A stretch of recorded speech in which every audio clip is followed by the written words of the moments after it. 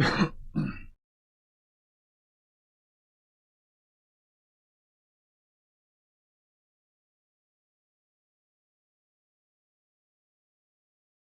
niggas really can't hear me unless I'm right by the mic. Goddamn. Y'all hear me right here? Damn, I gotta be. Damn. And talk right here. Got some. Got one. Always do this. Gather people. Hello and welcome back to New Rockstars. I'm Jessica Clemens. Shang-Chi and the Legends of the Ten Rings and Spider-Man 4 director Destin Daniel Cretton teamed up with longtime writer-producer Andrew Guest, known for Brooklyn Nine-Nine, Community, and Hawkeye to bring Wonder Man to Marvel Television. Now that all the episodes have dropped, this is our full series breakdown in one big video. The finale leaves us with some major questions: how powerful Simon really is, whether he could be a mutant, why the DODC is ramping up surveillance of superpowered individuals, and what Trevor's return of the Mandarin might set off. But instead of giving us clean answers, the show does something unusual for the MCU. It chooses characters over spectacle. So let's break down the entire series and the ending to figure out what it truly means, where Simon and Trevor could have ended up, and why the series might be a quiet setup to a much bigger thing in the MCU down the line. But first, before we get into it, make sure to check out nerdriot.shop, where you can find the latest and greatest in New Rockstars merch. We actually have some Trevor Slattery and Doom merch over there. Don't you want to look like an actor that's struggling? Go to nerdriot.shop, go look at the merch, put it on your back. Everybody who has ever picked up a mobile game has at some point thought, man, it would be great if I could make some money doing this. And sure, there are Twitch streamers and mobile pros who do, but for the rest of us, there's cash, playing ads, store, progress, Amazon gift cards, top brand coupons, and more. All use right away. We're planning to use our gems to redeem one of these gift cards as soon as we have enough. Download Cash Draft by using the link in the Marks the matinee performance.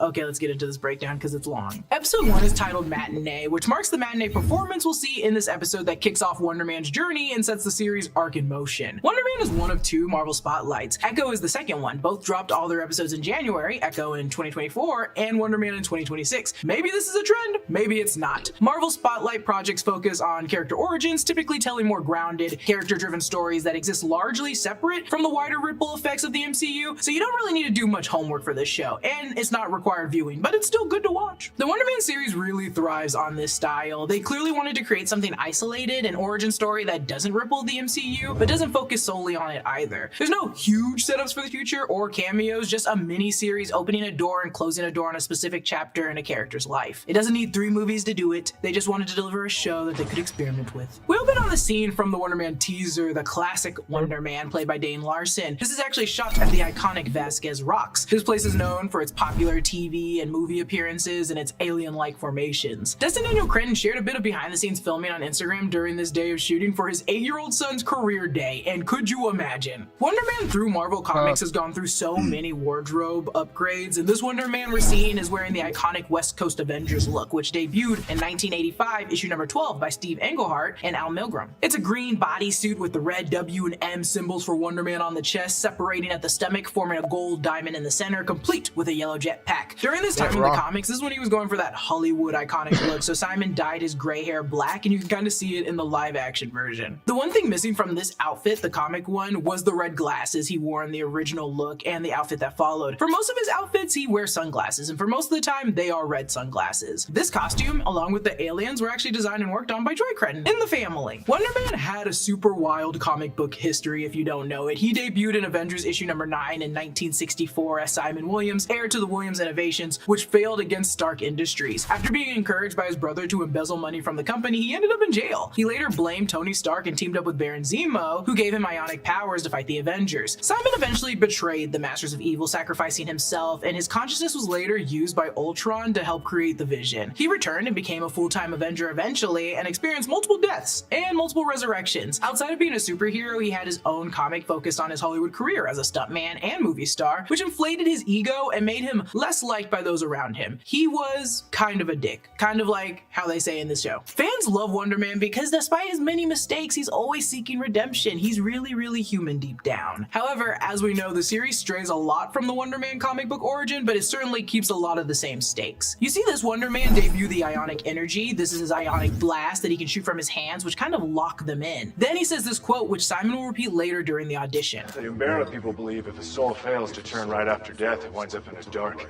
and treacherous place. Well, I've been to the void. Switch to TurboTax. Yeah. File free in the app by 2. Well, I've been to the void. We saw this again in a later Marvel promo for Wonder Man, a script with his lines visibly scratched in. In that promo, he crosses out hell and replaces it with the void for his audition. Since the vintage 80s Wonder Man also says the void in his version, and Simon is clearly passionate about both the character and the original film, it seems like he's just reverting the line back to what it was before the studio rewrites. Now, as I mentioned earlier, I don't think the show is designed to set up anything super huge for the MCU's future, but what the original Wonder Man is describing sounds a lot like the void, the TVA dumping ground we revisited in Deadpool and Wolverine. At the same time, it also closely resembles the void connected to Sentry that we saw in Thunderbolts. Both are dark places no one would want to end up, but Sentry's void is more psychologically driven, tied to mental illness and depression and anxiety, things that strongly connect to Simon Williams' story. In Wonder Man comic lore though, the character did die, and when he did die, he mentioned being in a void of emptiness, which could also be a reference to his comic character's death. We're then with the adult Simon Williams in present day with a new script, a script for American Horror Story. Since Disney acquired 21st Century Fox in 2019 and now owns FX and can air a wide range of shows, in Zootopia 2, they really made a point of highlighting that they can feature literally anything. In this show, we'll see some American Horror Story, some Frozen, the director Lauren, who worked on Castle Rock, the Sons of Anarchy, a lot of new things for Disney. Simon Williams is played by Yahya Abdul-Mateen, who you probably remember from Watchmen or Aquaman. Our man is literally taking over every superhero property, and I'll take it. Outside of his trailer, as we venture through the backlot, we see the Rogers the Musical poster. We'll see a couple of these ads throughout the show. We're basically seeing Simon's day as just a regular day-playing actor on the CBS Radford studio lot. As Brad Winderbaum said, this is a love letter to Hollywood. It's really a triggering reminder to a lot of us struggling in Hollywood, but this reflection made me go, oh, so we're not all alone. On set, they complain about Mendocino Farms lunch, which I had for dinner last night, and lo and behold, hello, Ashley Greene from Twilight. Welcome. Oh my gosh, she's in the MCU, my girl. Also, I like that Simon recommended the smoky chicken elote bowl without crema, but is it really an elote bowl without the crema? That feels kind of backwards. We watch Simon work, and he's challenging the script, challenging the set deck, making suggestions, questioning many directions. And side note, I do love that the opening plays like one long take. There are a few hidden cuts, but the way that they're running a rehearsal, hitting marks and cues while actually performing it all as the camera circles around the three of them, capturing both the conversation and the chaotic details of working on a soundstage, I'm obsessed with it. Then he's cut from the show, and inevitably, yes, if you're a problem like this, they'll just recast you, or in this case, take you off the show. They even say that this is a series wrap on Simon Williams. That's a series wrap on Simon Williams! Which, oof, no thanks. I also like the AD doing it, I'm sorry if I pronounced your name wrong, is Payam Benefez. He's been in a bunch of things. He's also just a great UCB improviser. We'll see a lot of UCB alums in this show. Then Buck Owens and Buckaroos Act Naturally plays a country song about finding fame by putting your sadness on display, which, well, yeah, that's Hollywood. But all jokes aside, that's exactly what Simon will have to do this season, put himself out there even as he resists it. Then we get a montage of true LA living, the Hollywood sign, the Walk of Fame sign twirler, the longest casting call line, even the long robust traffic, and forcing your shitty car into a tiny parking spot in your apartment because your neighbor doesn't know how to park correctly. And instead of a big intro, we actually just get a yellow little Wonder Man. Simple, like our man wishes his life were. He lives in apartment number 9, a callback to his debut in the comics Avengers issue number 9 in 1964, and his girlfriend Vivian is moving out. His girlfriend is played by Ashley Tripley, who you might remember from Juno. In their room, there's a Dr. Strangelove poster. In the living room, he has a Butch Cassidy and the Sundance Kid poster. We'll see a lot of in-universe movies and real-world movie references in this show. We can see a bike also in his living room, which isn't really that important, but in episode 3, his mom mentions that he insisted on riding his dad's bike after his dad passed away, which could be this one. We start seeing his powers manifest here, but gradually they will get worse. We're then at the historic Highland Theater in Highland Park. They're playing Midnight Cowboy, a movie that follows Joe Buck, a naive but hopeful Texan who moves to New York City to make it big. Instead, he finds himself broke and meeting Ratso Rizzo, a con man, and the film becomes less about hustling and more about their their fragile friendship and loneliness as they try to survive in an unforgiving city, which mirrors our duo's arc in this show. Simon runs into Trevor Slattery, played by Sir Ben Kingsley, who we haven't really seen since Shang-Chi. And as a reminder overall, Trevor Slattery first appeared in the MCU in Iron Man 3 as an actor hired by Killian to pose as the fake Mandarin and terrorize the public. Tony Stark ultimately put an end to Killian's operation, killing him in the process. We later see Trevor in Marvel's one-shot All Hail the King, where he was in prison alongside Justin Hammer. There, he was kidnapped by someone posing as a journalist who was actually secretly Chat, we getting this shit live, then we gonna start playing the game and shit. Yeah, just bear with me. Let me know if you can hear me. Let me know if you can hear everything good. Yeah. really working for the real Ten Rings organization. Trevor next returned in Shang-Chi and the Legend of the Ten Rings, where he was being held by Wenwu but had become best friends with Morris, the faceless creature that looks like a butt. And according to his DODC file, he's a former companion, so we will not be seeing Morris. And I assume he stayed in Ta Lo with his little butt family. Serving largely as the comedic relief in Shang-Chi, he doesn't really help the group reach Ta Lo, but he survives the final battle and chooses to stay there afterwards.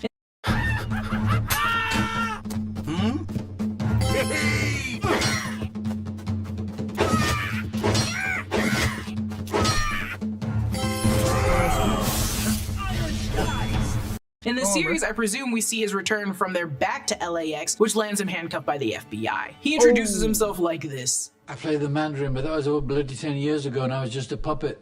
And whatever theories you've seen on Reddit are totally false. I had nothing to do with Pizzagate. I'm not a member of the Illuminati, and I did not have my hands replaced with baby hands. And I love that they bring in the subreddit theories. Pizzagate, which we all remember, unless for some reason he's referring to the Shane Dawson one, the one about Chuck E. Cheese recycling their pizza. And he's also not a member of the Illuminati, which he definitely is referring to the real-life conspiracy group, not the secret team we saw in Multiverse of Madness. Unless there is a Redditor out there who knows of the super secret group Wanda murdered. Simon remembers him as the Mandarin, because who doesn't? But he actually loves him from Optimus in the 70s, where he played Edgar Allan Poe in The Need for Nightmare. The role was portrayed in the real world by Ben Kingsley. The funniest part of this whole story to me is that it is now canon in the MCU that Ben Kingsley doesn't exist, but Trevor Slattery has played all the roles that Kingsley played in our real world. He's basically the MCU's variant of Ben Kingsley. In episode 2, we even see Trevor's apartment, which is packed with a million callbacks to Ben Kingsley's real work. In the hallway, you can actually see the Zaniac movie poster. So in callbacks variant, Trevor Slattery story Need for Nightmare. The role was portrayed in the real world by Ben Kingsley. The funniest part of this whole story to me is that it is now canon in the MCU that Ben Kingsley doesn't exist, but Trevor Slattery has played all the roles that Kingsley played in our real world. He's basically the MCU's variant of Ben Kingsley. In episode 2, we even see Trevor's apartment, which is packed with a million callbacks to Ben Kingsley's real work. In the hallway, you can actually see the Zaniac movie poster. In the MCU, the Zaniac was a movie made by Brad Wolfe in Loki Season 2. In the comics, Zaniac is a little bit different. It possessed the actor Brad Wolfe, who was actually playing a slasher villain known as the Zaniac. Then you see a poster for Mel Brooks' Young Frankenstein. Then you see Kumail's Kingo movie poster, because Kingo should be featured in this show a lot more than he is. Trevor and Simon continue talking about real world things. Trevor mentioned seeing Schlesinger's Timon of Athens, which he did in 1965 for the Royal Shakespeare Company. He also drops this like kind of moment where he's like, too bad I was drunk as hell for it, which we'll come back to throughout the series, because as a reminder, Trevor had a really bad drug and alcohol addiction and other legal issues, which is why he took the role of the Mandarin for Killian in the first place in Iron Man 3. On their way out of the theater, on the window, you can actually see they're also showing 1970s Tora Tora Tora, 1961's 20,000 Eyes, and of course 1969's Midnight Cowboy. He asks Trevor what he's auditioning for, and this is when he learns that the auditions are being held for Wonder Man. As Sir Douglas Quinton's She's About a Mover starts to play, Simon storms into his manager's office at the Hanover Agency. We're seeing an interview with the reclusive filmmaker Von Kovac, who is out of retirement and signed to remake Wonder Man. He's played by Slatko Buric, who you might remember from Superman. He died in Superman and came over here. According to Marvel's promo, the DODC file on Von Kovacs lists his other movies as Erstwhile Lily, Leaving Berlin, The Basket Weaver, and now the remake of Wonder Man. His manager or agent is Janelle, played by X Mayo, who you might have seen on The Daily Show and also is featured in The Blackening. She mentions how Leo's already in discussion for this part, a guy famously against doing superhero movies. So Kovac's gotta be like the Martin Scorsese of this universe, because if Leo's even thinking about taking a superhero role, it's gotta be someone crazy. Later, after leaving her computer open, Simon searches her emails for any Wonder Man stuff, and on her computer she has emails from a ton of people, and I couldn't actually find any of them, but I wanted to flag two. One from Kelly Anderson, and it's regarding Monsters, which must be the Ryan Murphy anthology series using true crime stories. Seeing as though they've already used American Horror Story, all they're missing now is Pose and Glee. And we see the one from Ruth, specifically detailing Wonder Man's auditions. Simon is now speeding through Studio City, lying through his teeth, tricking people into giving him this audition. At the audition, we then hear the first time about the Doorman waiver, also called the Doorman clause. We'll learn more about it in episode 4, but it essentially prohibits superpowered individuals from acting in Hollywood as a safety measure. In Marvel's Wonder Man promos, we knew this would be a situation for Simon in the show because they showed it in his casting call and in the newspapers. We'll talk more about the origin of this law later in episode 4 when it's the premise. Funny enough, not many superheroes have actually showcased their powers in universe in film unless it's like for an ad or their crashing set. She-Hulk crashed a set in her show, and WandaVision had her own kind of mind world set. Ben Grimm was able to do a dating show, but that's not in our universe, now is it? Everyone's repeating their lines. Dark, able to do a dating show in her show, and WandaVision had her own kind of mind world set. Ben Grimm was able to do a dating show, but that's not in our universe, now is it? Everyone's repeating their lines. Dark and treacherous place while our man is panicking. They zoom in on his face and you can see his eyes are almost about to change color, a sign of his powers that follows him in the comics as well. Then we see Alpha Cat, the guy who did the Barack Obama impressions, acknowledge how someone's really killing it in that audition room. You guys killing it in there, bro. Trevor Slattery's actually killing it in there, and that's the kind of stuff you do not want to hear outside of your audition room, as people cheering for the man auditioning. He moves from the hallway into the bathroom where there's a bit of graffiti on the wall. One tag reads Arrows, which feels like just a typical graffiti tag, you know, not a reference to Arrows, aka Star Fox, who we know is at the end of Eternals, played by Harry Styles. Luckily, Trevor is able to talk Simon down, which is really good, and it helps, and I love this. And yes, we often see Trevor as this try-hard actor, but this show really highlights that he actually has talent and a genuine passion for this. They even shared his masterclass, the Slattery method, online where you can text this number for acting tips. I tried it and they sent me his contact back. Here's hoping I can be as good as him one day with this kind of headshot. Afterwards, they grab a drink at a bar and Trevor starts talking about his past being a little freak. John Gielgud used to have me whipping with a belt across his bare ass every night before curtain up, and that was before we were friends. Those two actors actually starred in the problematic 1982 Gandhi movie. Trevor tells the bartender he's 13 years sober, and if we go by the Marvel timeline, Iron Man 3 takes place in winter of 2013, which would place this around late 2026 to early 2027 in the MCU. But since he was still drinking in Iron Man 3 and in prison, we saw him drinking Budweiser, I don't know how much of that 13 years is true. That said, I don't think the series really expects us to obsess over the exact MCU dates. It's more about enjoying the story. And also, he says he's 13 years sober, he's 13 years sober. I believe him. Trevor and Simon have this brief conversation about what it's like to pretend and act versus living. Trevor then quotes King Lear. When we are born, we cry that we are come to this great stage of fools. King Lear. Well spotted. I had a run of it in Croydon. In Albion, no matter where you go or what you do, your mouth will accompany you on your journey. Perhaps you'll pick the ox. Back in A little bit, bro. I got some hood. Matt got a.